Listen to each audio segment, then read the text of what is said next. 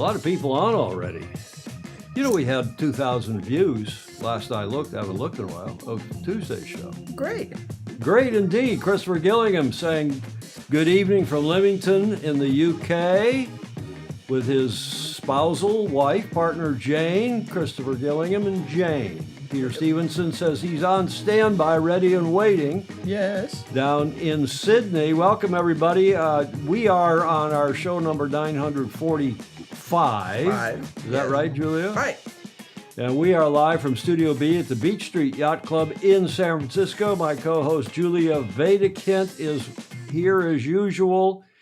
And Studio B is a little better looking than it was. We had some upgrades in the equipment there, thanks to Super Fozy, who've made some donations and helped us clean this up. I'm your host, Tom Eamon. Thank you for joining us at the starting line for today's show number 945. And we're in our 10th year of Yacht Racing News live video podcast, live video webcast, whatever you want to call it, Julia. Very much alive. One can only hope at our advanced stage we're still alive. Then that, of course, is news, views, and notables. Steve Groover is checking in. He's still baking. Oh, I guess meaning hot in Connecticut. It was 100 degrees in London yesterday. It was indeed. They're having an extended summer, a beautiful summer. I talked with Mr. Dr. Andrew McIrvin this morning. Yeah. Talking about how nice the weather is. Larry, speaking of New York City, Larry Kennedy is saying hola from the FIDI, the financial district. Your boy Colin, that is his son. Colin competed in the Worlds in Largs, Scotland and La Rochelle, France. Oh, good. Of late. Welcome to everybody. There's Lance Burke. Good to see him back. I've gone drinking in Largs, should have gone sailing. I guess maybe they're all sailing in this World Team Race thing. I don't know exactly where that is. Ed Vitrano, our friend from Detroit, is safely anchored in his lazy boy in Rio Vista. That's good to know. Jody Shields is up and at him early in Sydney at 06:02 in the morning en route to the airport.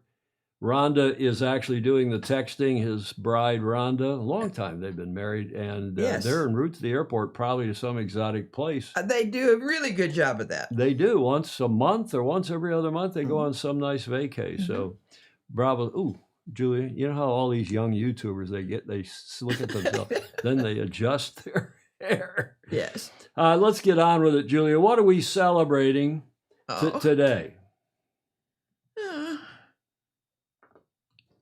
Chameleons. Close.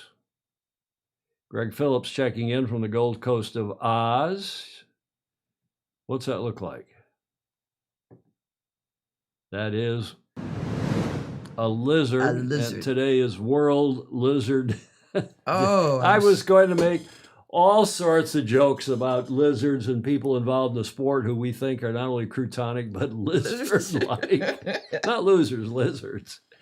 But I think not. I decided not to. I didn't think that was correct. It is World Lizard Day.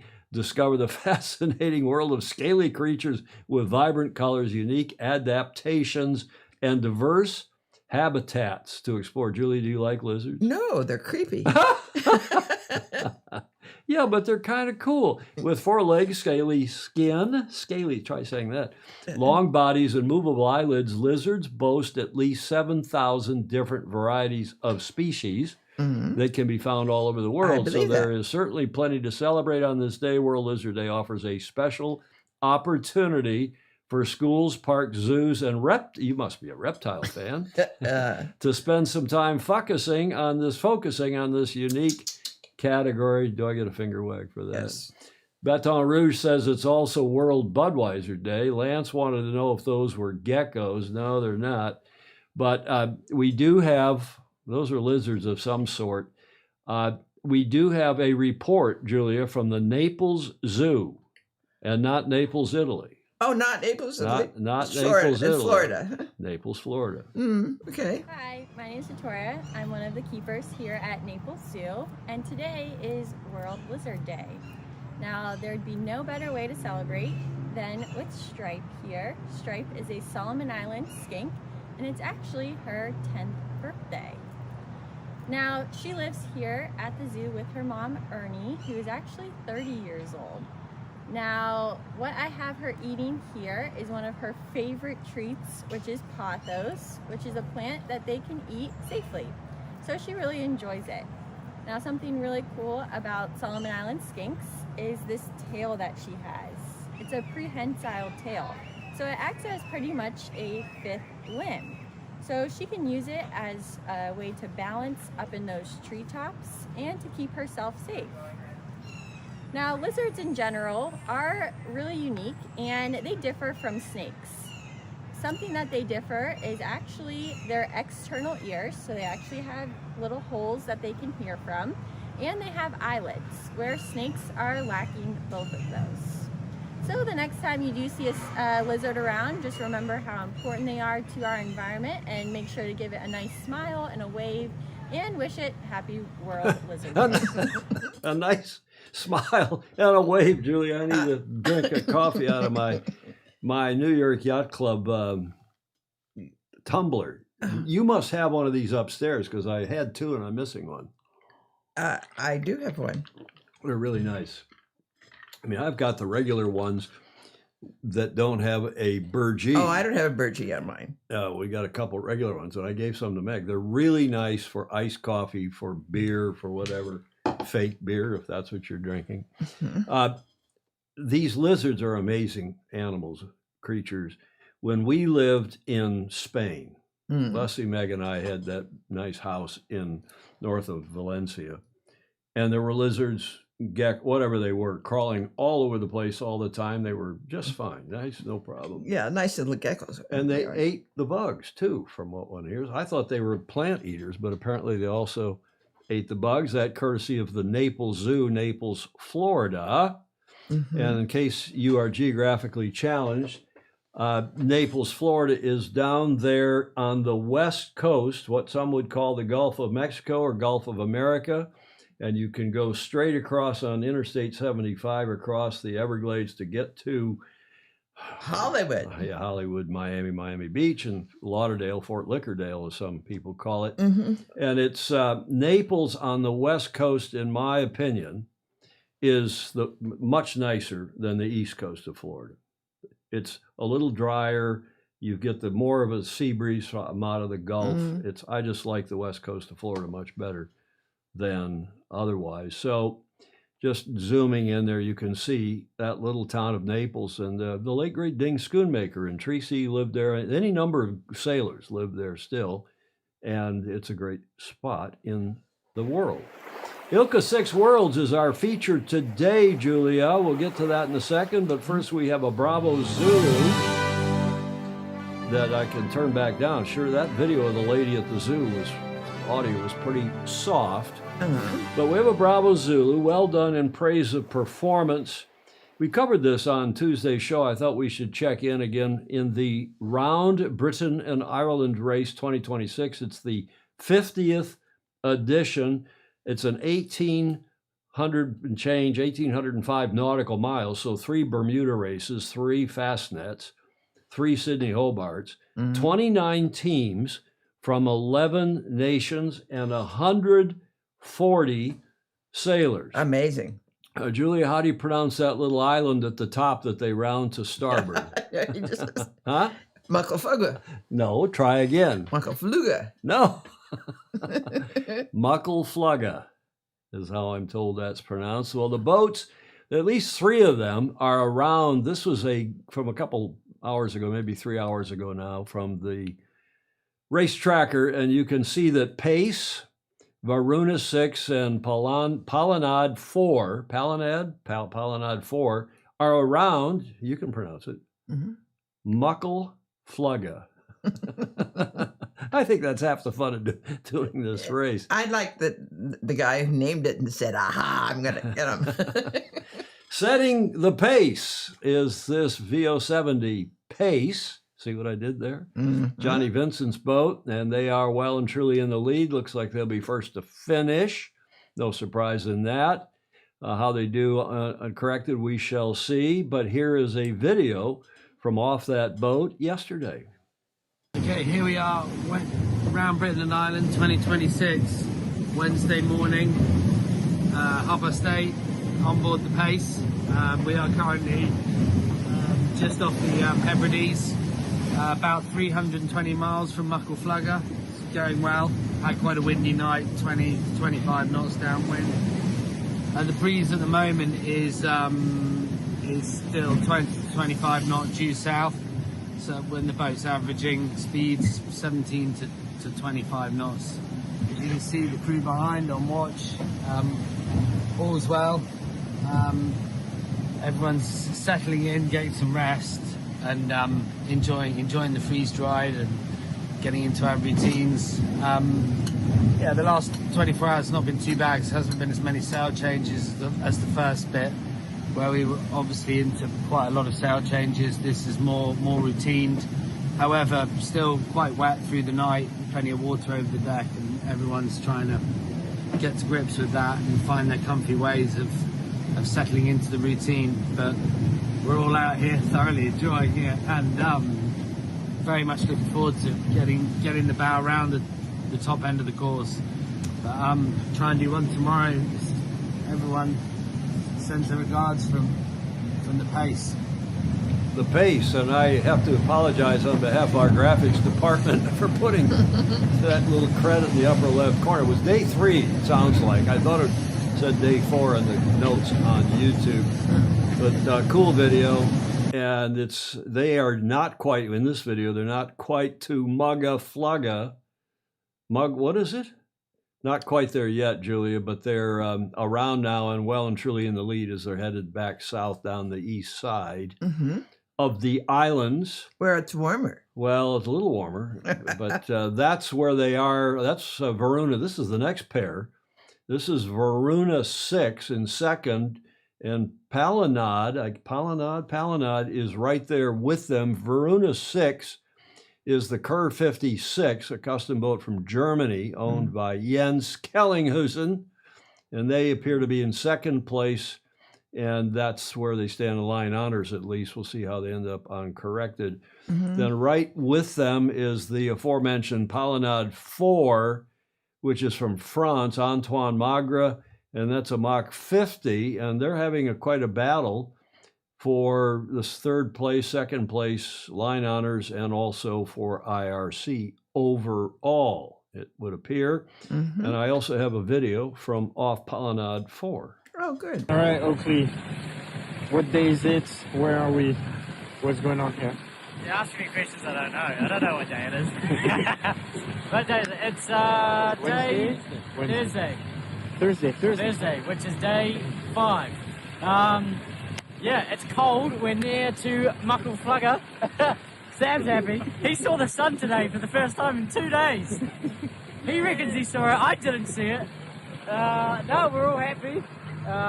It's been kind of tough with the wind dropping in, coming out.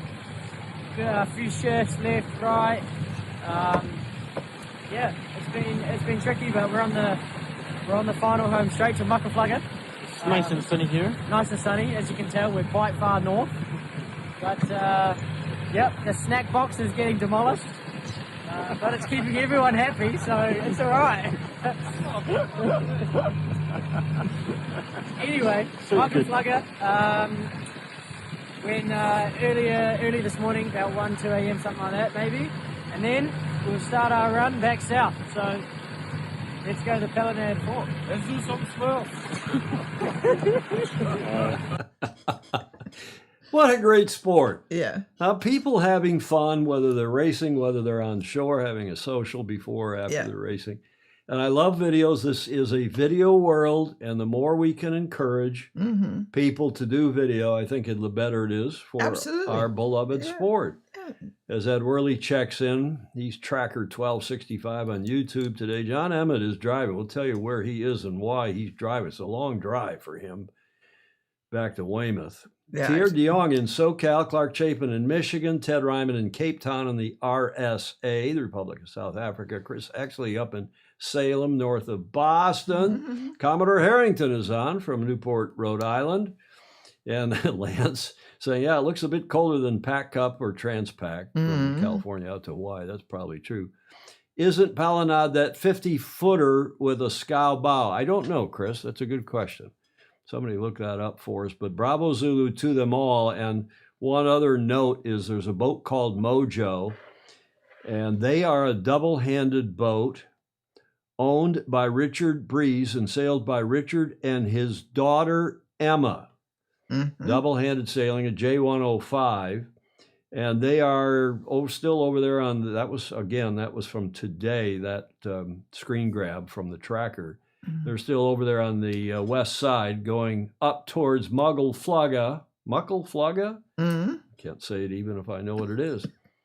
And we shall see how they do, but there's some concern on the parts of a lot of folks about double-handed racing, supplanting, replacing regular crude racing. And of late, if you look at the results, double-handed boats with their whatever rating goes on have won a lot of races or won a lot of trophies in a lot of different races. And there's some concern that maybe they have to start awarding trophies for fully crewed boats as one class or classification and double-handed boats in another. That, or they've got to look at the ratings because it is an issue. And of course, the other thing, and I talked with Andrew McIrvin at some length, and he brought this up. He's going to come on the show and talk about it at some length. Oh, good. The other problem is that when as more and more boats, teams sail double-handed, and a J105, which is what this boat is, perfectly suited for double-handed sailing.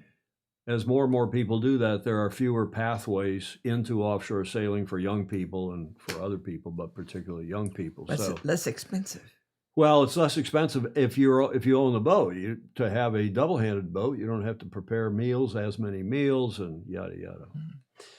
James Frederick Bland, who's had a health scare, and the guy's come out of it. Oh, I'm so glad. He sends us an update every now and then, and he's just doing fantastically. Keep it up, Jay Frederick. Absolutely. And Chris Gillingham is saying, yeah, Palinade does have a sky bow. She is quite a beast, fast, and looks like fun. Yeah, there's Jekyll 120. Who's Jekyll 125? Tell us your real name, if you would, please. Palinade is an extreme scow.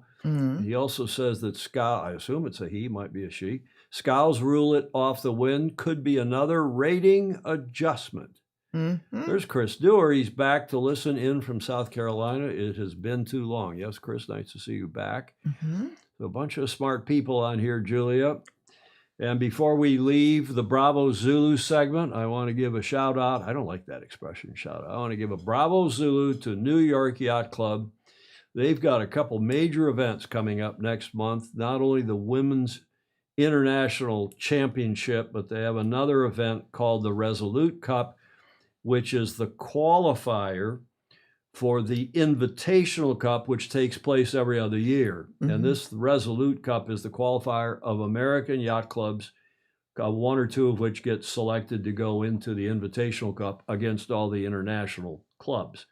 Now they're doing, New York is a cool thing, no surprise, but they are featuring all the yacht clubs that will be in the Resolute Cup by doing, here's a profile of your favorite club, our club here, St. Francis, and they're showing a picture of the club. They're showing past results in the Resolute.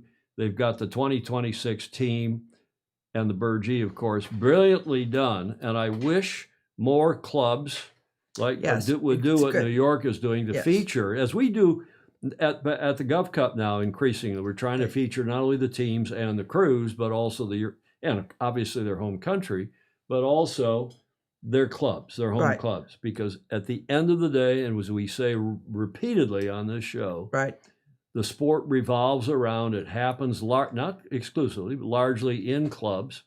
And the clubs are where the social action happens, where the structure is given to the sport. Bravo Zulu to New York for not only running two major events next month, but also for giving the clubs their due. Good stuff. And then, Julia.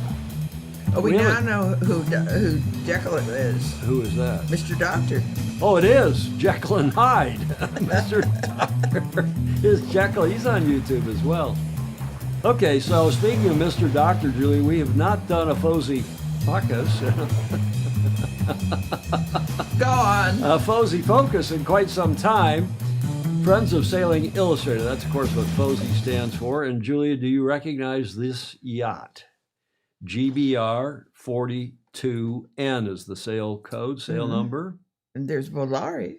It's a Kerr 39, Mm-hmm. owned by Mr. Dr. Andrew McIrvin. Oh, it is. And I've been asked, Julia, by a lot of people, how did Andrew and his crew, how did Mr. Doctor do in Cows Week last week? So I asked. He sent this fantastic photo, and he said, well, we had a lot of fun on our boat La Réponse, which, as you know, being a Francophone, means the response. Mm-hmm. And the reason he has sale number 42, of course, is because the Hitchhiker's Guide to the Galaxy, the answer to everything, we've talked about that on this show.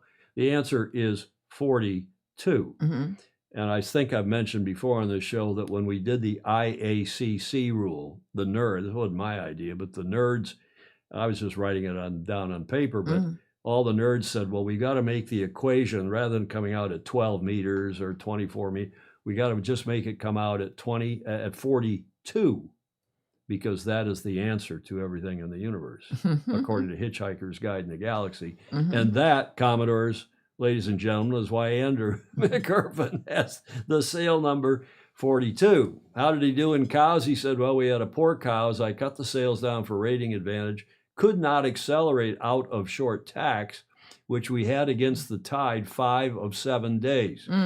Also, we have the deepest draft of other boats in their class, so we could not escape the tide as far in, getting up against the shore to get out of the tide. Otherwise, we had a wonderful week in med-like conditions. Sounds good to me. It does sound good. And here's one more picture. Here are 3 of the great contributors to our sport here in the modern era. They're all 3 are RORC admirals. Mike Greville, Janet Grosvenor, who I've known forever, and of course, Mr. Dr. Andrew McIrvin. Bravo to all of them. They look so happy. Well, and again, it's another sign of what our sport's all about. It's people who are great leaders in our sport, who then go out and go yacht racing or run yacht races, and then come in and party. Yeah, right. What's better than that? It's like us. We prepare, work hard to prepare this show, then we do the show, then we party. Absolutely. Should we tell them how we party? We have one of those little mozzarella sticks that's got some Italian ham wrapped around. That's big time. That's our post-show celebration. Julie, your camera's crooked. I got to fix your camera. I'll talk to the crew. Well, we get our video crew. Maybe we can get the admirals to come over here and fix your camera, Julia. The ILCA 6 Worlds. Before we get to that, we want to talk to our ILCA specialist. I get John Emmett's report coming up here in the coaching corner.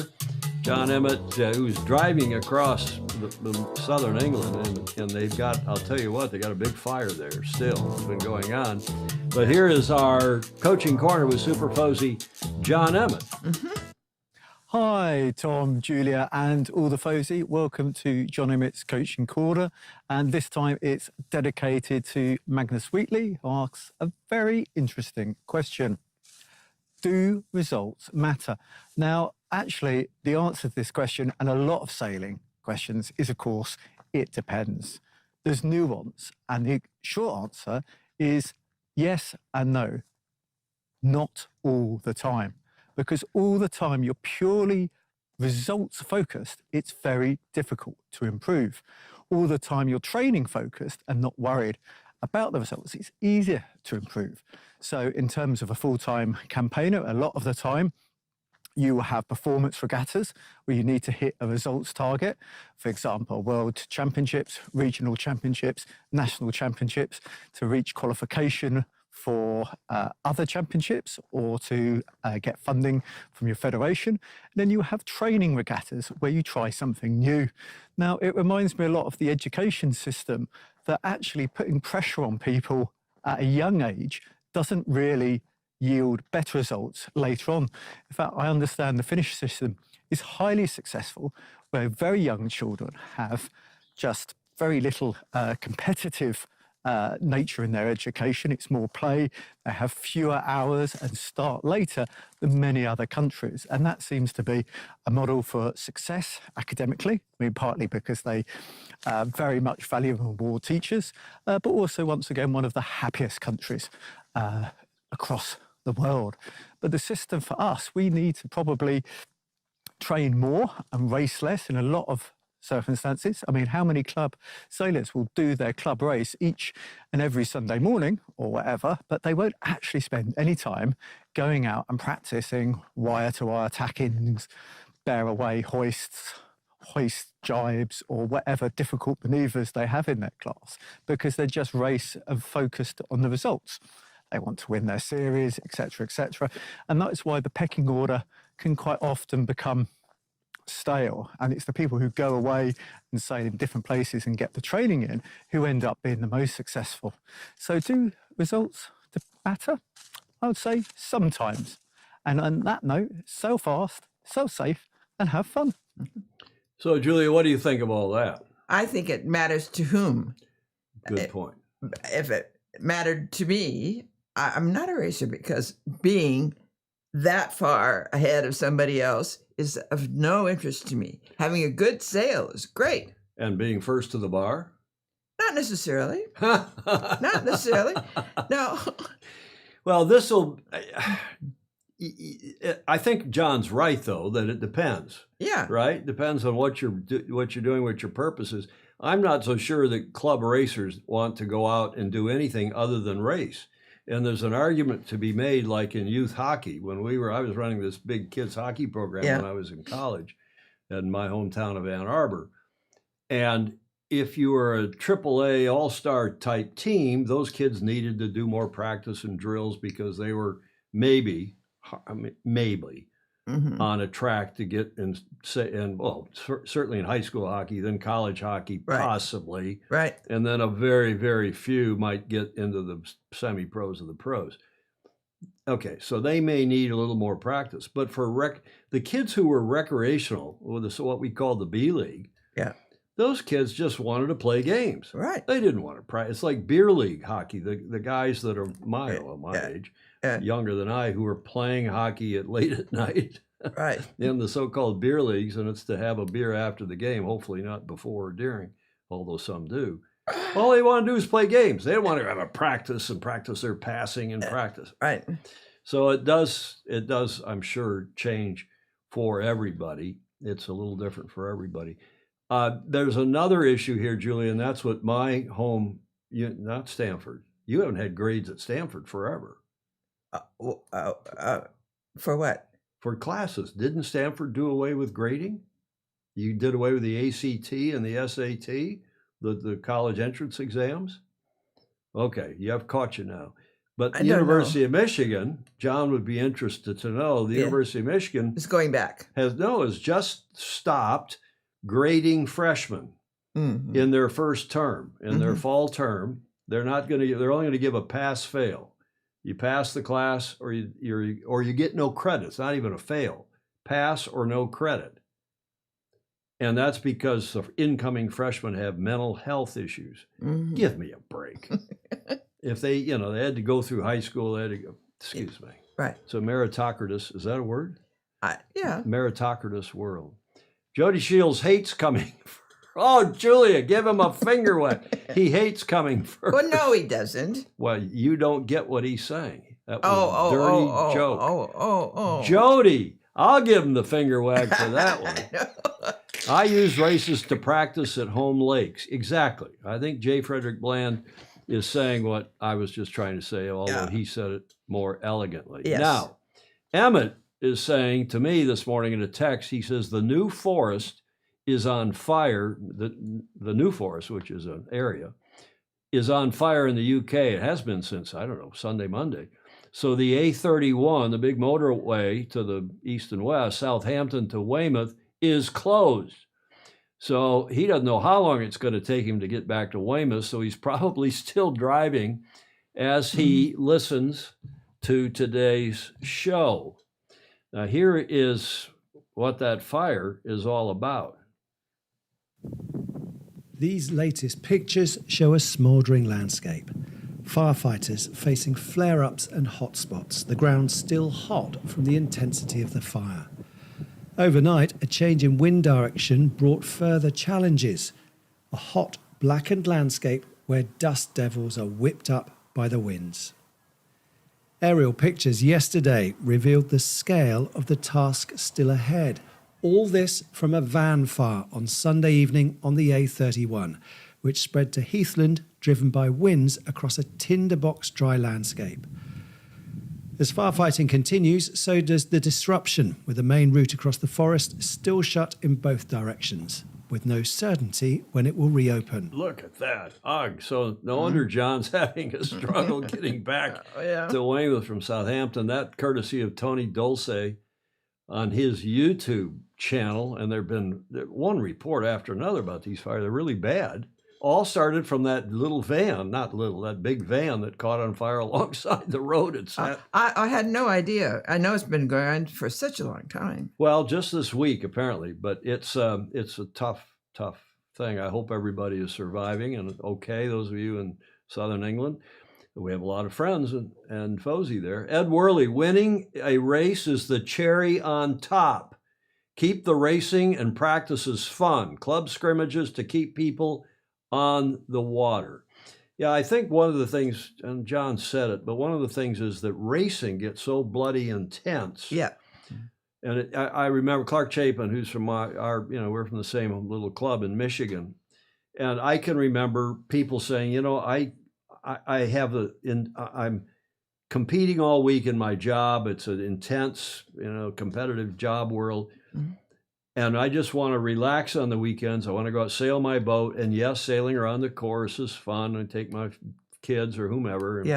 But I don't want to be shouted at. Mm-hmm. Port, starboard, protest. I don't want to. Yeah. I just want to go out and sail around the track and have fun. And I, as a kid, as Clark will attest, I was very aggressive and super.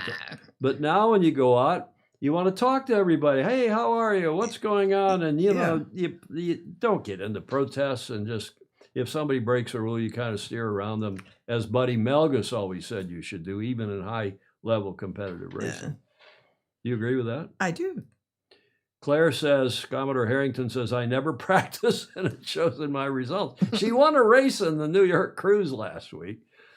Clark is saying the University of Michigan has not stopped grading, merely stopped recording it on the transcript. The professors still have the grades for most first semester freshman classes. Who cares? Well, I did. More important are the grades in the courses in the junior and senior years. Okay, Clark, but Peter Taylor said Stanford does give grades, and it's always given grades as far as I'm concerned, so I don't know. Yeah. And J. Frederick Bland, who, of course, went to the Naval Academy, our Naval Academy, says, tell that to the USNA and watch the U.S. Naval Academy and watch them laugh. Jekyll, Mr. Doctor, Andrew McIrvin, Jekyll 125. Today there was a national alert to all mobile phones in the UK going off like a siren, warning about starting fires. A nota bene, NB, not nearly as bad as California or France as yet. Yep. Typically, New Forest is one of the oldest in the UK. Okay, so there's a little follow-up to John Emmett's report. That's why he's not on aggressively. I hope not. He's driving, and I hope he's not mucking around with his phone. John Emmett Sailing, get to the front of the fleet, who is our regular Coaching Corner contributor. How's that for alliteration, Julia? Perfect. And we also say at the end of his segment that we're all pushing hard for Brisbane 2032, World Sailing, the Australian Federation. Everybody is pushing hard to get Paralympics, the sailing. But how do we say that? I got to change that lower third around. It's a good time to think about who do you know that you haven't contacted about that. And right now is a nice time to do that. Well, there's John Smith. I know. Exactly. And the other point that John and others make, Andrew Pindar and so on, is we have to get as many people in our own countries out to do sailing in people who are physically challenged in boats that Right. are adapted for that. And the more people that do that kind of sailing, the more people that go to championships, events. Mhm. You see all those people turning out in Australia. We covered that in Right. January. And we need to see more of that because it's good for our sport. It's good for sport in general. And it's good for all of us if we get back either as a demonstration event or as a regular event in the 2032 Olympics in Brisbane. I remember meeting long ago 2 people who were blind and sailing around the world. You mentioned that before. We've got Donnie Peace, is that his name, who Magnus is so very high on and has helped him get around the Isle of Wight and blind. Amazing achievement. Great stuff. And our sport is particularly well suited for it. So let's get on with the project, everybody. Right. Okay, let's get to the World Youth because they've already hosted in Aarhus the ILCA 4, which is the cut down sail plan. The 6 is a little bigger, and then the 7, of course, is the main laser sail plan. John sails ILCA 6, John Emmett. They've already hosted the 4s. Big turnout, but this one is huge. 429 sailors from 45 nations in Aarhus. And here is one of the reasons why, is because from everybody from the mayor on down, they're being so warmly welcomed at this beautiful sailing facility in Aarhus. Hello everyone, I'm Jesper Kelsten and I'm the cultural mayor of Aarhus, and we look so much forward to host the ILCA Youth World Championship right here in the city of Smile, Aarhus. The competitors can look forward to a state-of-the-art facility right here behind us in the harbor, which makes Aarhus the perfect place to compete in the World Championship. But the championship is about more than just sailing. Here in Aarhus, we have great facilities for the sailors, plenty of activities besides sailing, and we have great weather. Aarhus is a young, vibrant and wonderful city, which if you would like to relax and just have fun in our city, we have it all. We look so much forward to welcome sailors, families, coaches and guests to an unforgettable championship right here in the city of Smiles. So on behalf of the city of Aarhus, we look forward to welcome you all in August. Vi ses I Aarhus. What a great Chamber of Commerce, Right. Tagline, the city of smiles. And everything I look at it, I look at it in terms of what is good or bad for the sport. I'm sure a lot of us that watch this show do. We're always talking about how can we better promote, prepare, execute our sport in the positive sense of that word.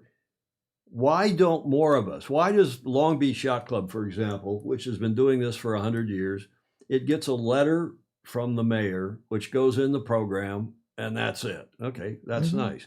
Although I think I have seen a video of late of the mayor in Long Beach welcoming everybody or saying, this is, again, I'm sorry to repeat, it's a video world. Yes. And let's get more video from whether it's the mayor or get more video going, because that's what the kids watch. And by the way, we generally play short videos on here, minute to maybe 3 minutes. I've got a longer one in the last leg today just because it's so good. But the kids are all, and you are too, you're addicted to reels and these little short things on YouTube and on Facebook. And that's what the kids watch. That's what a lot of, including adults, watch. These short 20-second, 30-second TikTok type video. Oh, there's another alliteration. TikTok type videos, Julia. TikTok type. We need to do this. We need to do more of that for our beloved sport. Lance, go ahead. I get frustrated because there's no way to talk back or to the little ones. To the videos. Yeah. Well, you can chat. You can comment. Yeah, no. They have, at least Facebook. Yeah, they do. They have comments, but they don't show up. No. I mean, you have to go do some more clicking to get your comments to show up. Is there wind in Aarhus? Yeah, there generally is. In fact, I think it's going to be a bit of a windy week from what I'm hearing. So Bravo Zulu to them. Credit due also. We gave a lot of criticism to the former World Sailing president, Kim Anderson, but he was a and he's from Denmark, of course. He was a big push behind this Aarhus International Sailing Center that hosts now a lot of events. Bravo Zulu to him for getting this off the ground. They had yesterday afternoon, they had a fabulous, I'm told because we have spies and agents there reporting back. They had a fabulous day, what I call day zero, their opening ceremony. In fact, more and more I see people calling the opening day Day zero. Yeah. And part of that stems from what I call the 1851 America's Cup as AC0, because it wasn't really the America's Cup until 1870, which was the first defense. The cup had then been donated, there'd been a deed of gift. So the first defense, AC1, was 1870, AC2 was 1871, and so on from there. So AC0, in this case, day zero, the opening ceremony in Aarhus. And again, some people ask, well, why did you pick this as your lead, LEDE, the main story for today's show? One of the reasons is that either there is when I'm putting the show together the night before, starting to put it together, one of the reasons is if there's video, we go with it. Yeah. If there is the prospect for there being a lot of video, we go with it. I go with it. So that's why this has led in part, but also because of the sheer number of sailors. They got a lot of sailors from a lot of countries, and here is the first of three videos we're going to show.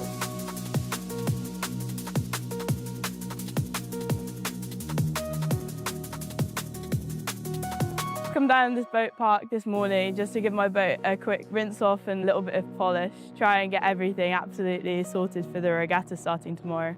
I'm gonna save my hiking legs for the rest of the week. Looks like we've got plenty of breeze. I'm just looking forward to seeing what the venue has to offer, and should be some good competitive racing. The dream is to kind of go along the Olympic pathway and see if I can reach the games at some point. But yeah, long road ahead. Welcome to Aarhus International Sailing Center. We have just said goodbye to about 450 ILCA 4 sailors, and now we are ready to welcome you all for the ILCA 6 Youth World Championships 2026. Today we just finished the inspection and the registration, and after that the sailors went out on Aarhus Bay to test out the waters for the practice race. Tomorrow we have the first race day, and by Wednesday next week we'll have 2 new ILCA 6 World Champions. On behalf of all of us in Aarhus International Sailing Center, welcome to Aarhus and welcome to the ILCA 6 Youth World Championships 2026.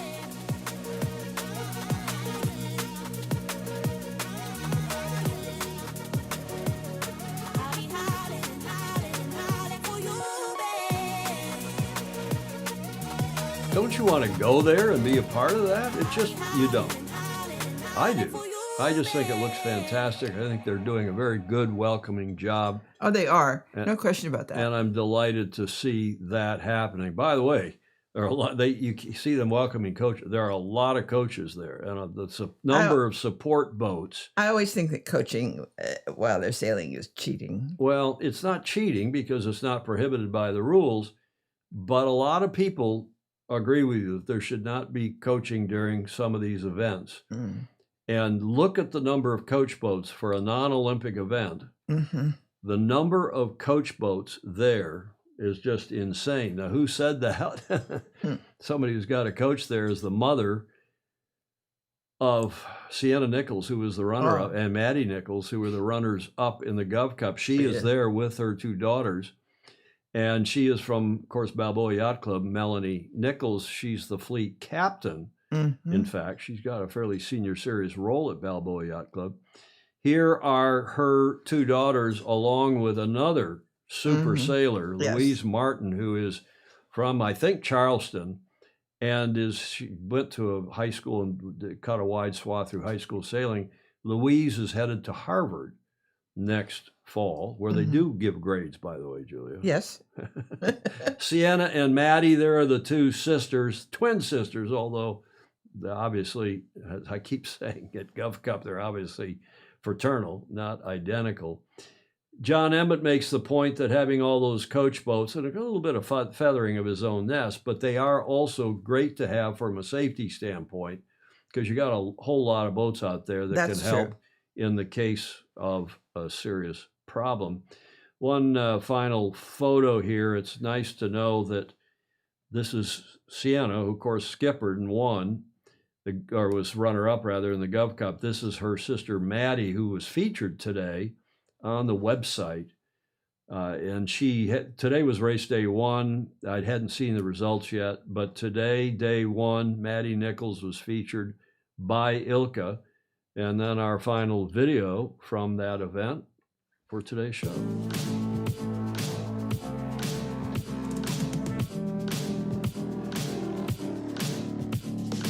Yeah, we had a lot of waiting. At first there was no wind, and a bit of wind picked up and the girls could race. But then and we tried to start, but then the wind dropped again. It was nice to feel the level of the fleet.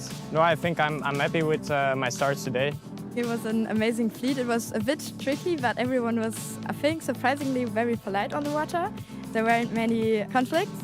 I think there was a lot of waves, so it was a bit annoying with not so many wind. It was kind of hard because we don't have that on our lakes, but I think it was a good experience and I think I can improve there a bit. For me, I also sail at a lake normally, but of course I also train in Kielschilksee in Germany, and there are often light wind conditions with big waves, so I definitely trained it some way. Yeah.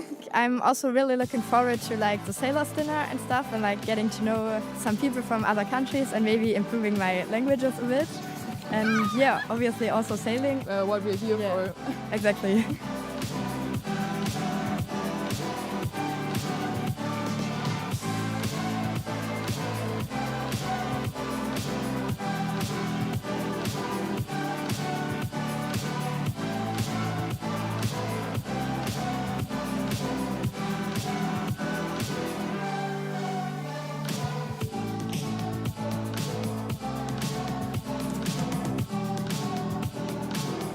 Fantastic. And the attitude of, I'm looking forward to meeting other people, improving my language skills, whether it's English or something else.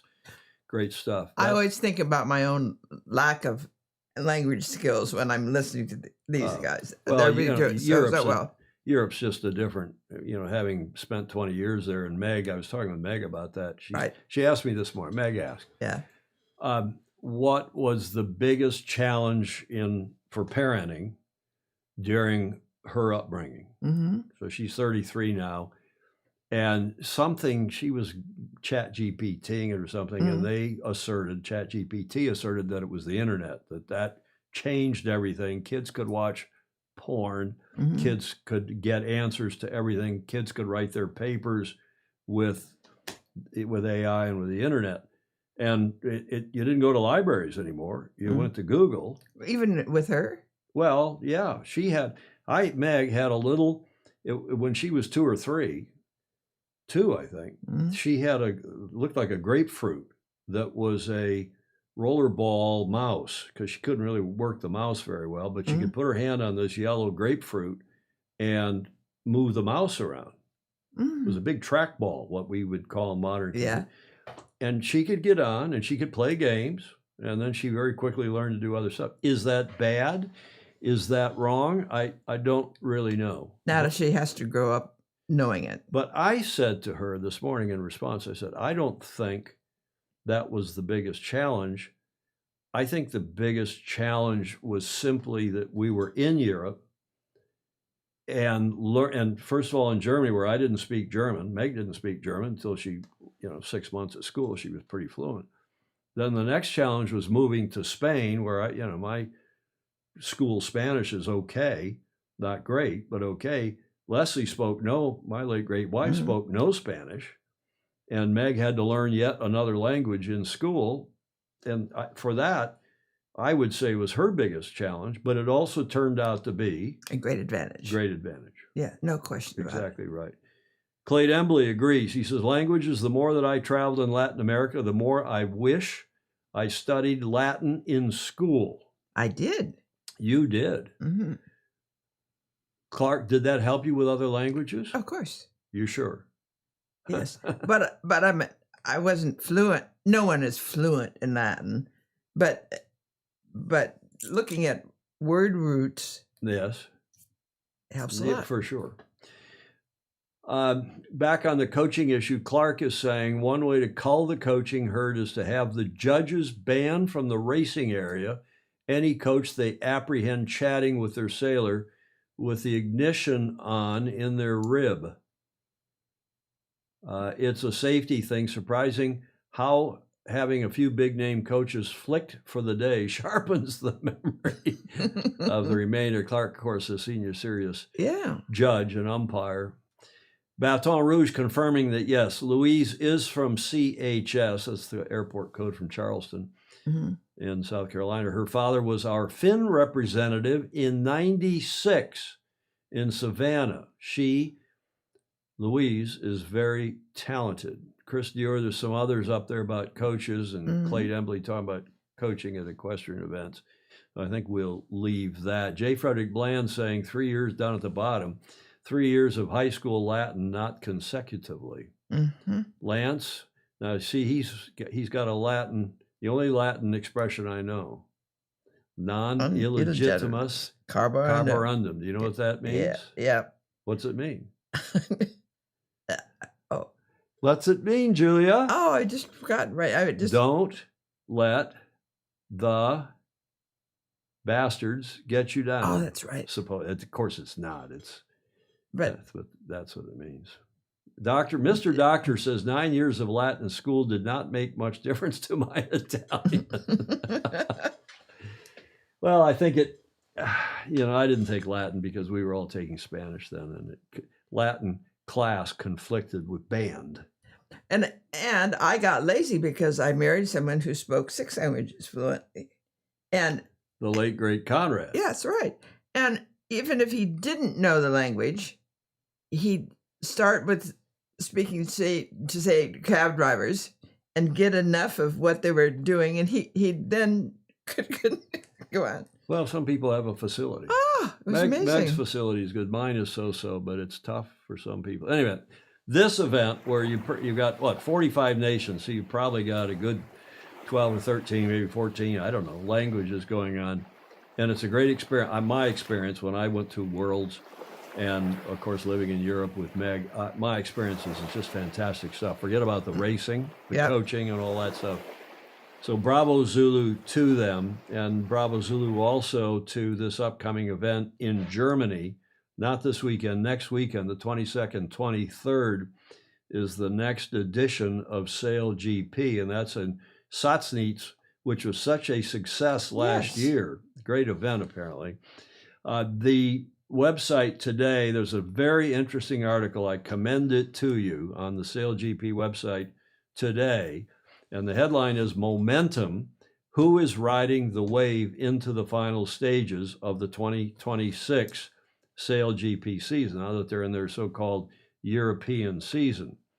And the article says, by the way, Lisa Darmanin wrote this, and she should do more writing because it was really good. Momentum is everything in sport. When a season stretches across a full calendar year, or nearly, maintaining it is one of the biggest challenges. Consistency matters, but when you reach the pointy end of the season, there's nothing quite like having momentum behind you. Absolutely. Well said. Yeah. As Sail GP heads into the final 5 events of 2026, the pressure is building. Who is positioning themselves for a place in the grand finale, in the grand final? Who is riding a wave of confidence? And who is or are desperately searching for a spark before it is too late? Does she tell us? Yes. The article goes on talking about who's got the big mo and who doesn't. And this is the team that I've been somewhat critical of late because they seem not to be able to get out of their own way. And one hears they've got plenty of internal problems with funding. And as we said on Tuesday's show, I hear the team is for sale. They do, however, and hopefully this is helping, they have a new sponsor, EQT, which you'll see there, and is an international finance house.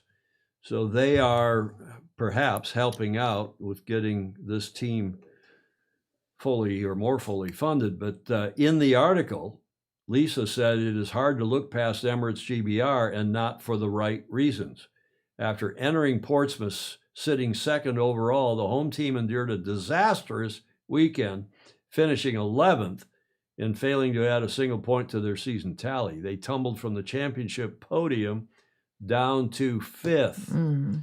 The warning signs had been building. Since the opening events in Australia and New Zealand, Great Britain have struggled for consistency. Rio was a setback. Bermuda saw them miss the final. New York offered some hope, but they were yet to discover their best. Then came Portsmouth. On home waters, a team that had spent much of the season near the top looked like a shadow of their former selves, of themselves. Suddenly, a team that seemed locked into the grand final conversation is fighting to get back onto the podium. The European leg for the Brits is make or break. On the other hand, Julia, I was going to say, there's your favorite Yes. team.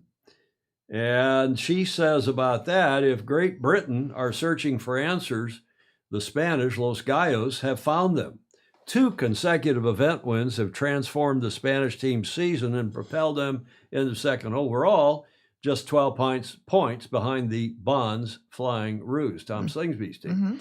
There's an argument they have been one of the most consistent teams all year. Well, they won overall last year. Yeah, and he always looks for the top 4 or 5 spots to get in. He seems to be consistent and not trying to win every race, but just be in the hunt and never down in the dregs, never in. You want to be in the penthouse, not the outhouse. Yeah. There is an argument they have been one of the most consistent teams all year. When able to race, they had that problem in Perth when they had equipment failure. When able to race, they have repeatedly reached the final, missing out in Perth after daggerboard damage and hydraulic issues.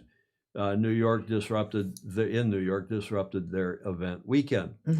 Now they have finally converted that consistency into back-to-back victories, as many of you will recall.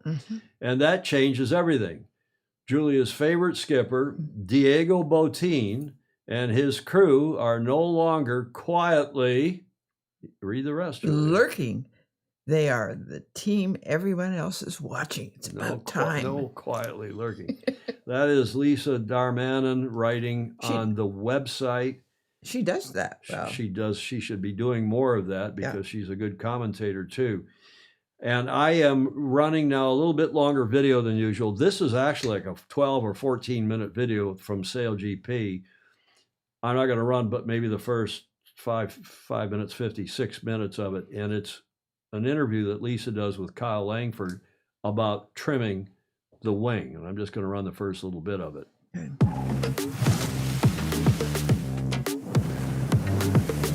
This is Sail GP 201. And to learn more about the wing trimmer, the person that literally holds the power in their hand, we thought we'd talk to 3-time Sail GP champion, Kyle Langford.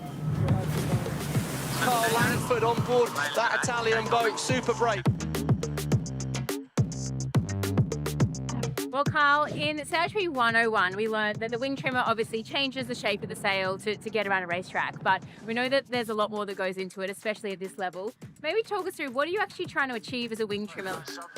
Red Bull Italy have nailed their first manoeuvre. The big thing is focusing on the speed, so you've got to have a good feeling. You've obviously got instrumentation there to help you see what the speeds are, but it's a lot about your feeling, you know, when the boat accelerates, how much of an adjustment you need to make on the wing sheet or the twist control, and kind of really trying to predict what's coming with the wind. So when the gust is hitting the boat, trying to anticipate how strong that wind is or how light it's getting, and that will determine how big a change you make. 30 seconds? Yep. It's a drag versus power trade-off. So we're trying to reduce as much drag as possible, but not so much that the hull is hitting the water, because then we need to generate more power. But when you generate power, it's drag. Oh, well, let's pop up in the boat and see where all that data input and feel comes in. Perfect, let's go. Okay, so this is where you're sitting. You've got your wing sheet here. Tell us how much you can feel in that. What does that do as a wing trimmer to understand the power? Yeah, so you've got the wing sheet in your hand, and basically you'll see on the camera is the wing moving backwards and forwards, up and down, and that's basically this rope being let out and being pulled on. But we can't pull it on by ourselves, so we've got 2 grinders, and they're powering this winch, spinning the winch around, and that allows us to pull it back on. When you pull it on, you generate more power. When you let it down, you lose power. That combination of the work between the driver, the wing trimmer, and the flight controller, you have to be so in sync to let the boat take off well. Obviously, you've got to work pretty closely with the grinders. So if it does touch down, it's not their fault, or you're always talking to them about what you need, what's coming up ahead. Got a nice gap here. No one behind, no threats right now. More lefty coming, just be careful, getting stuck low. Coming up.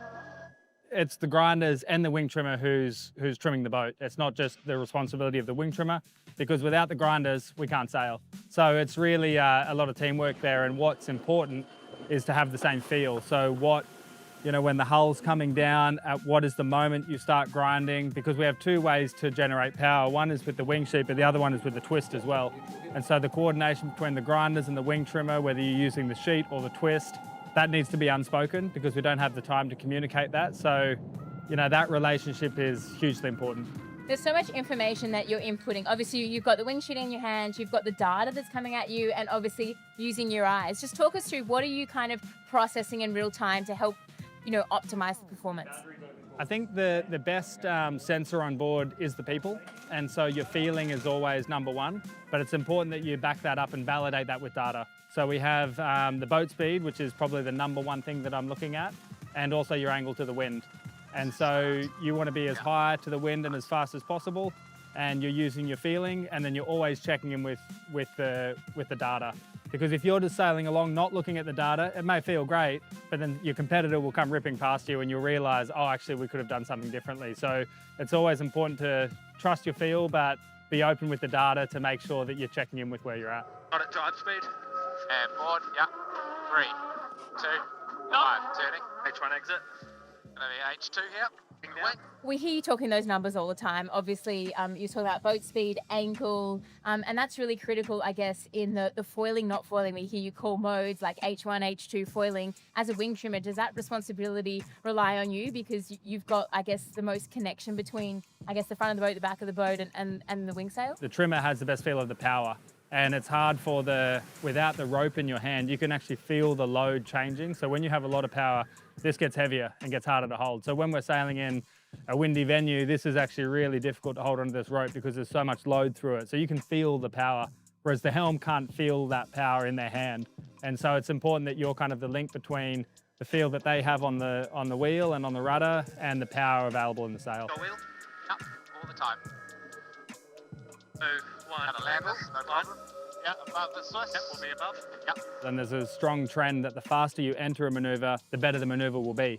And so with these courses being so short and narrow, that the manoeuvre loss is huge. So if you can be gaining 5 meters, 10 meters in every manoeuvre, then that's going to put you to the front of the leaderboard. Whereas the differences in straight line are typically not so much, but it's really the manoeuvres where carrying a bit of extra speed into that manoeuvre, it's big gains. Coming up now. Coming up. Stand by. Trim, Yana. Trim, please. There's a lot of pressure when it's those foiling, not foiling manoeuvres. As a wing trimmer, how much are you sort of calling that mode out of it? Foiling, touch and go sort of things. Like how much pressure is on you to make that call? Yeah, I mean, every team does it differently on who's actually determining that call. But I mean, the key bits of information are what's your speed going into it? How efficient is the board dropping into the water? Because if it's a bad board drop, the boat will slow down, which means that when you get to the end of the turn, you'll be even slower. So you could be on the cusp of foiling or not foiling. So it's really a lot of feel and also looking at the wind because you need to know how much power you're going to have available on exit with what's coming with the breeze. I thought that was a fabulous interview. Kyle Langford, who of course was with Tommy Slingsby in Sail GP, but before that, you know what Kyle did? He was with our 2013 Oracle team. Oh yeah. When we came from behind and beat the Kiwis 9-8, yada yada, which is when I got to know Kyle. Yeah. And I was thinking, boy, he's come a long way. He was, shy and quiet, maybe only with us old farts, but look at him now. Yes. Articulate, bright. And I realized sitting here watching that video, it's 13 years ago. Yeah. 13, 14, 15 years ago. Right. When he was with our team. But what brilliant stuff is that? And, there's always, I got an ulterior motive here, usually when or two or three. Yeah. And they're talking about grinders. Without grinders, we could not sail. Did you hear that? Yes. Did you hear that? Yes, I did. Without grinders, we couldn't sail. In fact, you laughed when I did. The mics are down. And isn't that the case? And people wonder why SailGP's numbers are going up. Mm-hmm. And as somebody said in the Super Fuzzy chat earlier this week, the America's Cup's dead. There's just nothing going on. The Kiwis are training in their winter down there, and that's about it. And again, I say it, Julia, again, but this formula, SailGP formula, is not going to work for the America's Cup. No, it was meant to be. So exactly. So stop trying to be SailGP. Have a once every 4 years FIFA Gold Cup, and that's what the America's Cup should be. And then let SailGP and the 52 Super Series and whatever else, the Olympic classes, carry on in between the big America's Cup once every 4 year pinnacle event. Yeah. And keeping one's home country to matter. And having have everybody go home. You say good point. In the FIFA Gold Cup, FIFA World, whatever it's called. Yeah. People from all over the world are playing for Madrid, or playing for teams here, playing for whomever, UK teams. And then when it's time to do the World Cup, the FIFA big every 4 year finale, they all go back to their home country. And there's an exception or two that's permitted. You can change country once or something. But that's fine. The rest of the time, Messi, who's playing, in Miami? Where does Messi play? He goes back and plays for Argentina. Yeah. And that is good stuff. You can also tell, look at all the great comments that have come in here. After Mr. Doctor, is it still up there? I don't think it's on the chart, but Claire, Commodore Harrington said a major issue with teenagers, apropos what I was talking about Meg and with Meg, a major issue with teenagers is the addiction to smartphones, addiction to smartphones, and disconnect with their environment and other people around them. Not just teenagers. Yeah. It's everybody. Yeah. It's and me included. I don't take my phone to the dinner table. I never take it out at dinner. I try to get out of here, not eat meals in here, go out to the grill room. But what do? Yeah. I turn on the TV and watch ESPN or one of the other conservative news channels, sometimes CNN. Yes. And I take my phone out there. Yeah. And, it's croutonic. And do two at once. Croutonic. So I think that is a major challenge for everybody, not just kids. Clark had 3 years of high school Latin, the same teacher that my future wife's parents had, 35. We too, our Latin teacher in high school was also the celebrated Bertha. I still remember her name because she was also our math teacher. The celebrated Bertha Boutain was her name. Any relation to Botin? Botin. Now this is Botain, I'm pretty sure. Yeah. And I've told the story before, but forgive me. But Bertha, she was a fabulous old school she must have been teaching. This was in the 70s, so she must have been teaching for 30 years by then. So since the 40s, 50s, post-war maybe. And she would write on the board. Have I told you this? She'd write it back to the class, and we're all sitting there. Take math from her, and she'd write on the board. I think I told Claire this because Claire, of course, is a former school teacher. Yeah, right. She taught music at Pingree in New Jersey, and then she was the head of the department at St. George's. And I said, well, this teacher of ours, she was a great gal, but she'd write on the board in with chalk. This is chalk and, chalkboard and chalk. And then she had the habit of wiping her hand on her mouth. Don't ask me why. And then she would turn around to the class with a white mustache, with a white mustache, little goatee. I mean, it was, and the class would burst out laughing. And she didn't know why. And she had no idea. She didn't know if she had a costume malfunction or whatever she had. Finally, I went to her. I felt so bad. Yeah. And, you know, I'm no prince, but still, she was a great teacher. And I went to her and said, Ms. Boutain, that was her name. I said, they're all laughing because when you turn around, you do the chalk and you put it down and you do this for some reason, and you got this white stuff on your face. And she stopped doing it, and I never got anything less than an A from her after that. Good. So, yeah. Oh, what an ass kisser I was, eh? No, I was just trying to help the gal out. Oh, yeah. What else here? Mr. Doctor, in the end, due to the U.S., we are lucky that the lingua franca is now English, much to the disgust of the French. Well, it could have been German, too. Does the list of the final 5 events, Clark's asking about SailGP, include the 2 scheduled for the Persian Gulf? Jody and I were talking about this the other day, and Jody thought, and actually I thought too, that the final decision on those events was going to happen by the end of July, but here it is, the middle of August. So I don't know the answer. Does anyone know? Dubai and Abu Dhabi seem unlikely to occur, Clark is saying.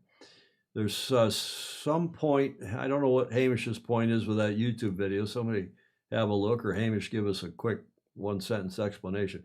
Now, here's an interesting comment. John Rogers, there at the top of our list there. Now, he's a coach, famously good coach at San Diego Yacht Club. Our modern day youth coaching is a result of a system that parents drive, and many don't realize, drive to regattas, many don't realize that by having coaching at all events, we're essentially telling kids that they are not capable of going out and making their own decisions.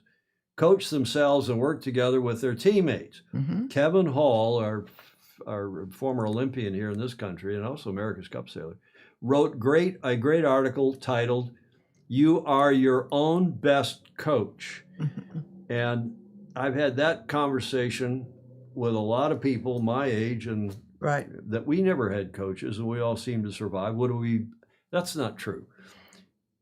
There was a guy at our club who Clark knows well, who was he was a sailor, and he ended up running the junior program, and he helped. You know, we were coaching ourselves. We were arguably better sailors than he at that point, but he was a hell of a good sailor.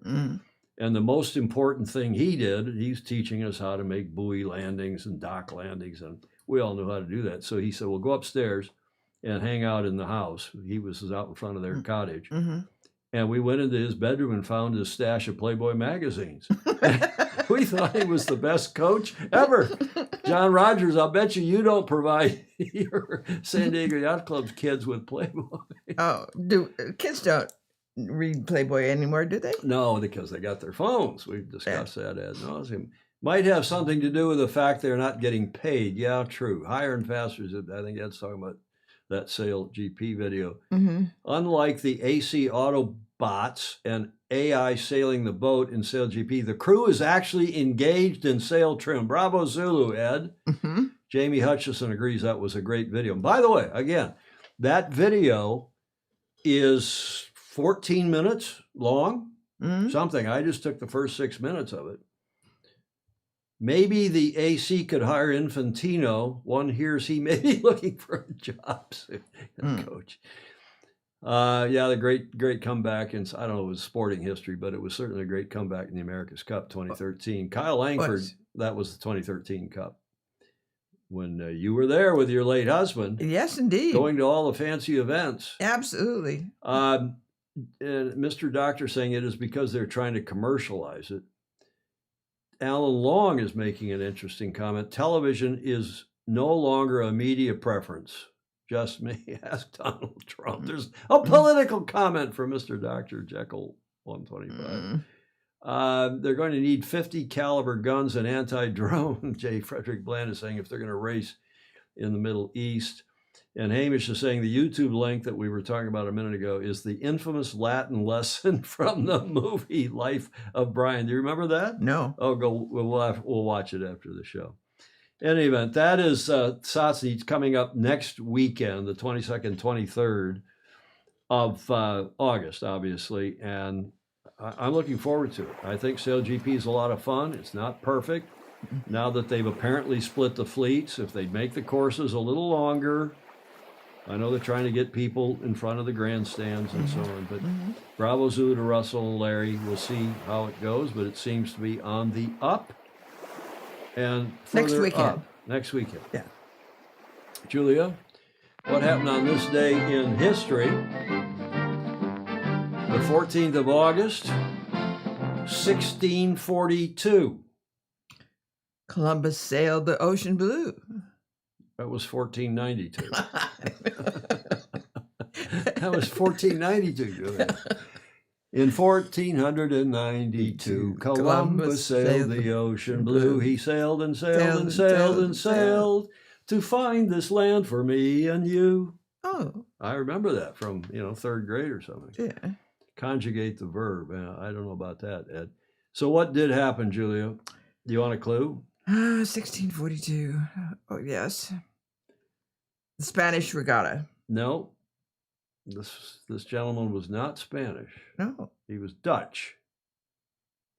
Oh. Kiwis and the Aussies ought to know this, at least the Kiwis. Hamish Ross ought to know this. This is the latitude, longitude thing? No. No. Good guess, though. I'm just waiting in the comments to see if anybody gets it before I push the button here or use the foot pedal to change the lower third or to add a lower third. 150th anniversary of Goodbye Columbus. Hamish Ross and Steve Gruber tied with Tasman, Abel Tasman, although we now have the Dutch pronunciation, Abel Janssen Tasman, you'll see in a video in a moment, was a Dutch explorer renowned for his voyages in 1642 and 44 under the aegis of the Dutch East India Company, which in Dutch is VOC. Yeah. Born in 1603 in the Netherlands, he became a notable navigator and contributed to the exploration of the Southern Pacific, also Japan, discovering regions such as Tasmania and New Zealand. Yes.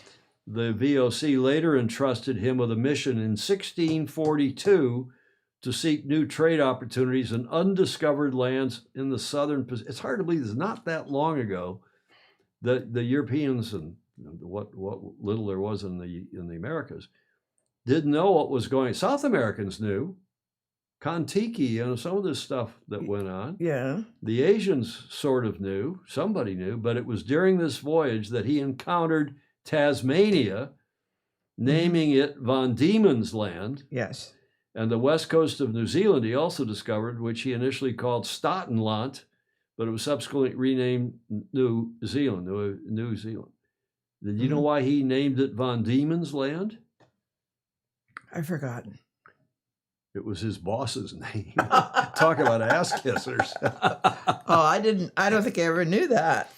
He provided the food for Hamish provided the food for the first New Zealand multicultural dinner. And they had a bit of an upset when some of the some of the natives, Maoris were not amused with some of his guys that went ashore. No. Okay, now I have a video, Julia, to explain this and more. Okay.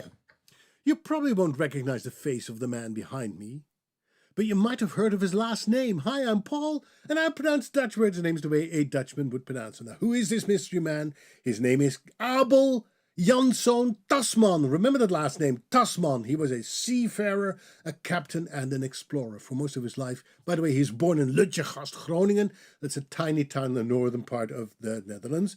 And for most of his life, he worked for the Dutch East India Company as a captain, as an explorer, and he developed trade routes. He went to places such as Japan, Taiwan, and Cambodia. And in 1642, he was commissioned to go and explore the waters of the Southern Pacific and Indian Oceans to find new trade routes. And on this commission, he was the first European to set eyes on an island group we now know as Tasmania, named after his last name. Tasman became Tasmania. Only here's the thing, he did not name that group after himself, he named it Van Diemen's Land. Why would he call it Van Diemen's Land? Well, Van Diemen was the last name of his employer, who was the Governor-General of Jakarta, or what is then called Batavia. Anyway, some people say he discovered Tasmania, but he was just the first person to set eyes on it, the first European to set eyes on that island group. He went on to also become the first European to set eyes on New Zealand. He was a busy man. And then later on, he proved that Australia was an island continent. So he made his mark on the world of exploration in these days. His name is Abel Jansson Tasman, and I'm Paul, and I hope to see you next time. Have a great day. Tot ziens. Bye-bye. Julia, that was a great, Michelson agrees, it was a great history lesson. Yes. Thank you. Same, I mean, this is History Illustrated sometimes. It is. But it's also Pronunciation and Grammar Illustrated. We've got to find this guy, Paul, who's obviously Dutch. I don't know his last name. I know his website. I'm going to contact him with your permission. Yes. You're the coordinating producer. With your permission, Commodore, I'm going to get him on the show. Oh, it'd be great. Because we need somebody to referee some of these other pronunciations, like you say oregano and we say oregano or whatever the hell Alistair Murray gave me such grief about. Or you talk about, what was the other thing? I'm stuttering here. It was kookaburra. Kookaburra. We got to have some. We got some help. Maybe Paul can give us some help. So it was on this day in 1642 that Abel Tasman's ships, oh my goodness, Heemskerk and Zeehan departed from Batavia, which was Jakarta, to search for Terra Australis, becoming the first Europeans to reach Tasmania and New Zealand. To this day in history, in 1642, I think that was fun. Yes. And it was about, sailing. It's about water, right? It is. You don't sound convinced. Oh, I am. Hamish says that local Maori from what was called Murderers Bay, or what became called Murderers Bay, I think Hamish means, killed 2 Tasman sailors in a clash in the water, one of which was taken ashore and eaten. As you would. Huh, Julia? Yes. As you would. Well, that was not unusual for them. They did that to their you enemies. need something. Yeah. Let's not get into that. We're an hour and 21 minutes into this show, almost 22 minutes, so I think it's time to get into the last leg, Julia, and here it is with our regular musical introduction, two of the most famous people on this show. Absolutely. Scott Joplin and Commodore Harrington. This is a little bit longer video too, but I was actually contacted by these folks, and since this regatta was sponsored in part by Rolex, I thought we should feature in the last leg the Aegean 600, even though it happened over a month ago. We talked about it at the time. Yes. But I only gave it short shrift. And now their videos have come out, and since this is a video world, it is, and a video show, I thought we should go into this in more depth. By the way, it was the largest ever Aegean 600, which of course is in Greece, in and around the Greek islands. 71 teams from 21 nations. I thought that was really impressive. Up from 60 from 18 nations in 05. Wow. Oh, sorry, 25, not 05. That's a graphics department mistake. Yeah. So the Aegean 600 bears the name, obviously, of the Aegean Sea, the sea that Homer praised. Talk about history, Mark Michelson. A sea where I love this, every mile can offer you different emotions. Okay. In this sea, all of us, the participants of this event organized by the Hellenic Offshore Racing Club, Mr. Doctor will tell you more about them sometime, will sail an exciting race in the primordial sea with 600 miles, another 600-mile race, of nonstop sailing. Here's the course. I was going to say, where'd they go? They start there on the Greek archipelago, and they go through all the, it looks like an unbelievable navigator's nightmare or challenge or great fun, depending upon how you look at it.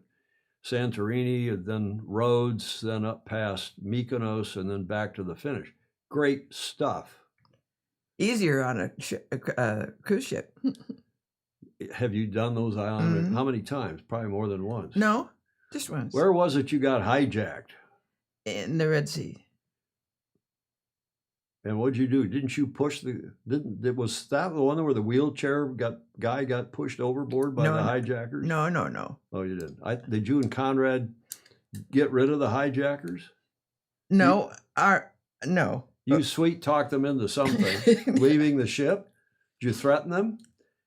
Well, they were never allowed on the ship. Oh, they never got on. No, they were on the side and shooting at us. Yes. All the way around. And you went over and you shook your finger at them. And I said, "Stop that!"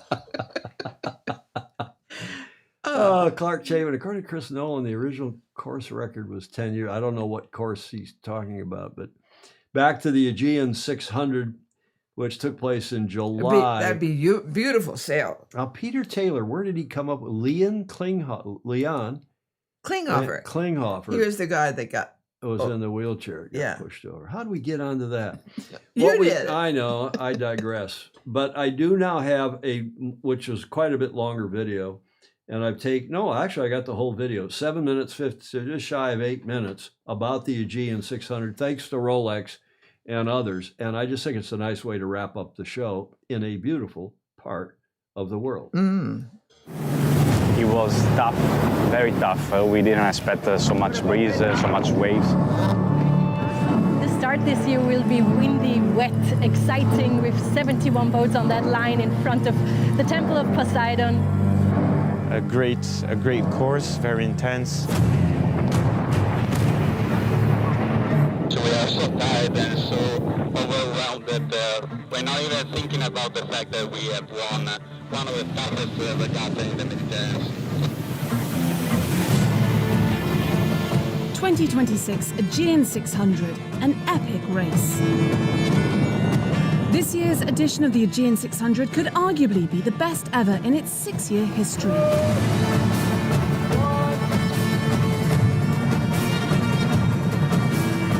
More boats from more countries racing around a racecourse that featured more consistently great sailing conditions than ever before.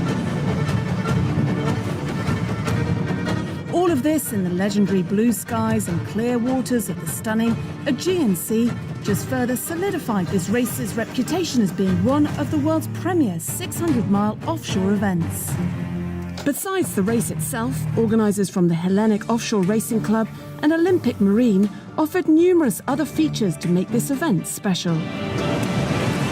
The Attica warm-up race, where 15 teams took advantage of the opportunity to test themselves and their boat systems on a short 8-mile course.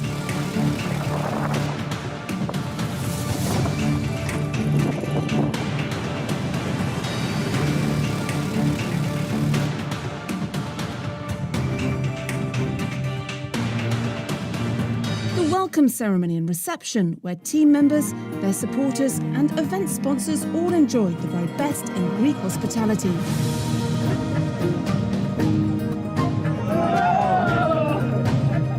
And a courtesy tour of the 2,500-year-old ancient Temple of Poseidon that is both the spiritual and inspirational symbol of this race.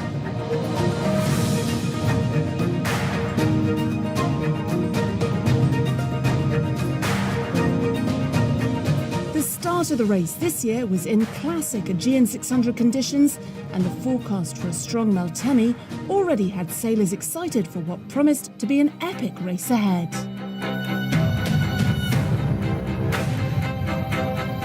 Under sunny blue skies, crystal clear seas flecked with white caps and 25 to 30 knots of wind, the fleet of over 70 boats reefed down to get upwind around a mark placed near the temple before setting off at high speeds towards Milos. Many boats hit their all-time speed records on this downwind leg, and the favourable forecast had everyone thinking that the monohull course record, set in 2023, may be at risk by the two fastest boats in the fleet, Claudio De Martis's Reichspew 90 Prosecco Dock Shockwave 3 from Italy, and George Prokopiou's Volvo 70 Aeolos from Greece.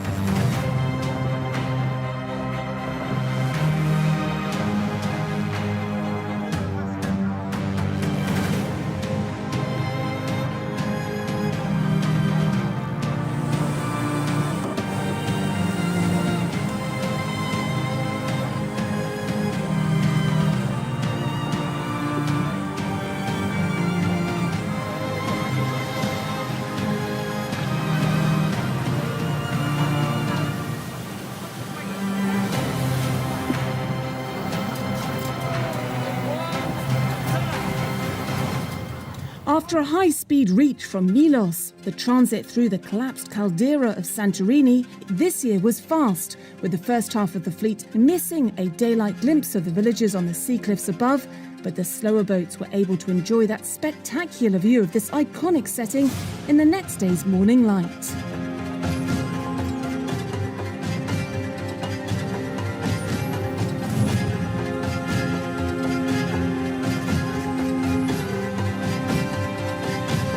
After more champagne downwind sailing from Santorini came Kassos, where the Meltemi accelerated back up to 25 knots, prompting reefed sails once again for the high-speed reach to Karpathos.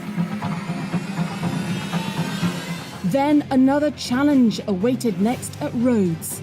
After all that exhilarating sailing, everyone now had to shift gears in preparation for the notoriously light and drifting conditions in the lee of this island. Rather than being heeled over and wet from all the spray, helmsmen and sail trimmers were now concentrating on just keeping the boat moving in the flat seas. Waiting for the wind, waiting for the wind. Fortunately, this year the lee was not too bad and most teams kept moving until the northerly returned at the north end of the island, the halfway point of the race. The second half of the course is a chicane of short legs that zigzag the fleet north on the eastern side of the Dodecanese Islands before setting off straight west towards Mykonos in the mid-Aegean. While the Meltemi held more or less steady for the first finishers, there were enough holes to keep the teams fighting for their leads from here towards the finish, including Shockwave and Aeolus, who finished only 2 minutes apart and just 3 hours short of setting a new monohull course record.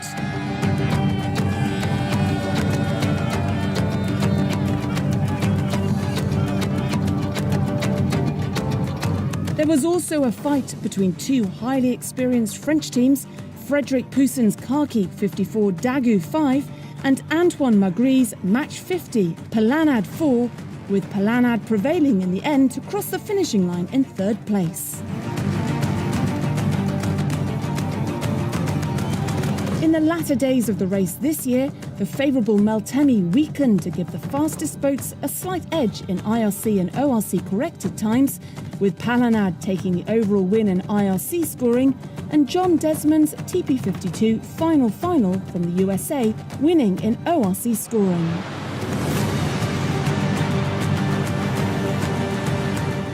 Aeolus prevailed to win the Maxis, Massimo Juras and Petro Luciani racing their JPK 1080 Colombre from Italy won the IRC double-handed class.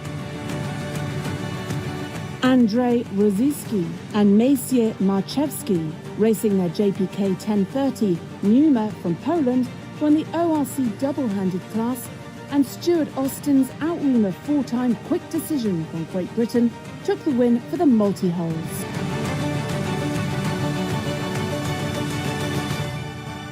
In summary, this year's race was indeed epic. More teams from more nations than ever before enjoyed the very finest that the Aegean Sea can offer in meeting its rewards and challenges to achieve both enjoyment and success in this great race. Mark Michelson and others just saying, this is what yacht racing's about. What a beautiful video. Bravo, Zulu. Thank you to Rolex and thank you to everybody else involved in this event. I hope I'm not telling something out of school here, Julie, but one hears from one of our super foesy, don't mention his name because you'll figure it out, most everybody else will immediately, that there's a move afoot to try to get all these 600 nautical mile, give or take, races in some kind of a grand, so there's some kind of overall prize to the boat that does them in maybe 2 years or whatever the period of time is. Sounds like a great idea to me. Yeah. They're all iconic races. They are, and this one as well. Just fantastic stuff. Now, Julia. Yes. Let's go have a look here because a lot of comments. They're talking about the Achille Lauro. That was the cruise ship where the gentleman was pushed and his wheelchair was pushed off. Sad. Yes. The Achille Lauro. Hamish Ross, I think, will remind me. if I have my memory correct, but when we were doing the Trapani pre-regatta leading up to the 2007 America's Cup in Valencia, we had a regatta in Trapani, which is in the northwest corner of Sicily. And they were short, all these teams, they had a dozen, 13, 14, I can't remember how many teams, 13 teams, all going to this little town. They closed school for 2 days, 2 weeks. 2 weeks. They started school early, closed it down. This was in October, I think, so that the kids and the grandparents could all come watch the racing, come down. It was a fabulous occasion. The only thing that was a bit dodgy is that because they were short on housing, they docked a cruise ship there for all of us to stay on. Oh. And guess which one? Oh, is it Killer? They didn't tell us the name, but of course, a bunch of clever people figured it out in a hurry. It was the Achille Lauro rebranded, renamed. Yeah. But we had no problems. It was a fabulous. Remind me if I'm right. Someplace that happened, Hamish, I think it was there. Great vid, Ted Ryman says, the World Distance Sailing League. Mark Michelson says, yeah, that would be great. Peter Taylor commented, and he's absolutely right, that I was in the Indian Ocean when the pirates arrived. I had come through the Red Sea into the Indian Ocean, and so he is absolutely right. Well, let's get your facts right, Julia. I know. Good thing we have Peter Taylor. Fritz Mueller says, some of the best sailing in the world right there. Julia, I only get my facts right about half the time, so I'm not going to blame you. Tom Pace, Commodore Tom Pace, past Commodore of the Pensacola Yacht Club, saying, nice show. Have a great weekend. Thank you, Tom. And Hamish Ross made a clever comment, too, that they were talking about, he and Clark were talking about the Odyssey being a 10-year race. Where was that comment by Hamish? He said, yeah, add a siren and the Cyclops, and you could have a real media event, something like that. I won't go find it. Yeah. Fantastic stuff. Trapani was the best America's Cup lead-up regatta of all. Hamish. And Steve Gruber, who was there as well, said, I remember staying in a hotel. No, I stayed on the cruise ship. It was okay. A lot of us stayed on there, and accommodation was fine. But it was the Achille Lauro, if my aging memory serves. Julia? Sir. We are to your favorite segment, Whiskey Tango Foxtrot. And your favorite guy, we keep saying we're going to get him on the show too, but we'll worry about that on another day. Now, Julia, get your finger ready. Ready. I couldn't help. This is not a political comment, but this is a comment about making sense. I cannot believe that we let men compete in women's sports. And I don't care about bathrooms, but on my way to the genderless bathroom to take a yes.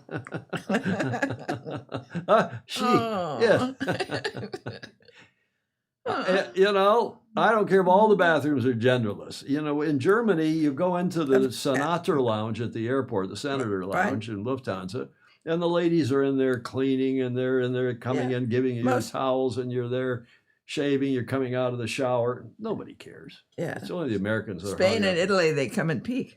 Oh, they do? Yeah. I'm all for that.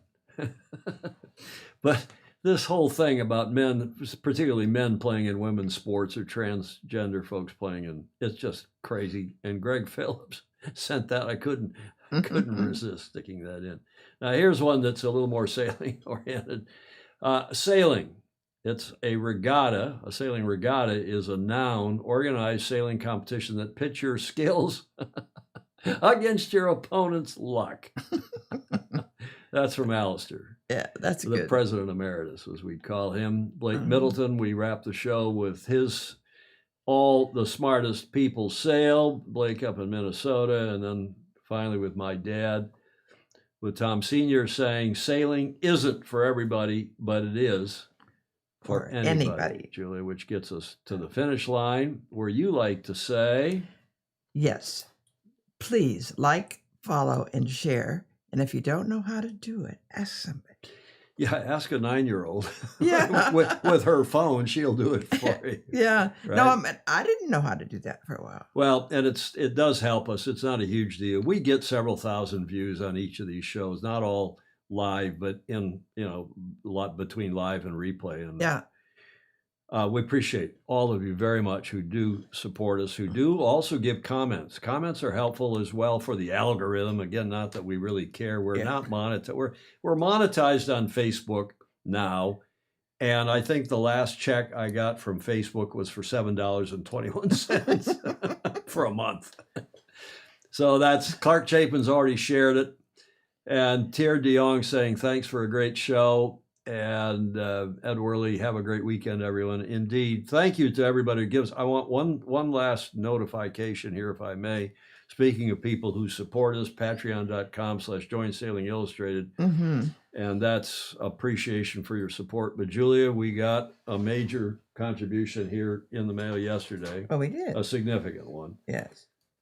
And also, more importantly than the contribution, perhaps, was this flag. Now, this is the biggest flag anyone's ever sent us. Can you grab that corner? And we'll hold it up to camera too. That is the flag from America's Cup 92 in San Diego. I designed that logo after fighting. That's another story. I won't tell you that now, but that is from Sandy Purden, past Commodore of the San Diego Yacht Club, who's been a key figure down there in the America's Cup. He runs that 4th of July fireworks, the Boom Boom or whatever it's called. And just as a fabulous guy. Sandy, thank you very much for that flag. I don't know where we're going to put it. We will, though. But we will put it somewhere here in the Beach Street Yacht Club, if not here in Studio B, somehow, somewhere. And thank again for your support, Sandy, of the show. We'll be able to stay on the air for another month, Julie. Yay! As we keep improving our equipment. I've got this thing is burning out after I think I've had that 14 years. Maybe longer, 12, yeah, probably maybe longer. But that thing is getting replaced tomorrow. Wow!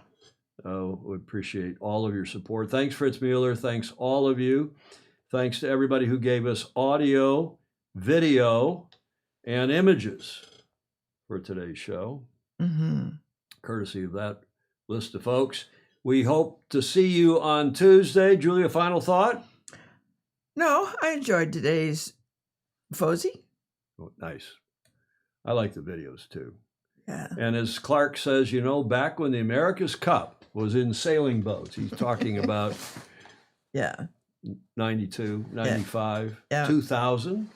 It's not that long ago that we've ruined the America's Cup. 03 and those 2000 and the 03 events in Auckland were great. 07 in Valencia, Spain was great. And then it's gone downhill from there, most would say. Julia, thank you very much, and thanks to all of you. We hope you have a great weekend wherever in the world you are, and hope to see you next Tuesday when we'll do this all again. Indeed. In the meantime, sail fast, sail safe, and have fun. Ciao for now.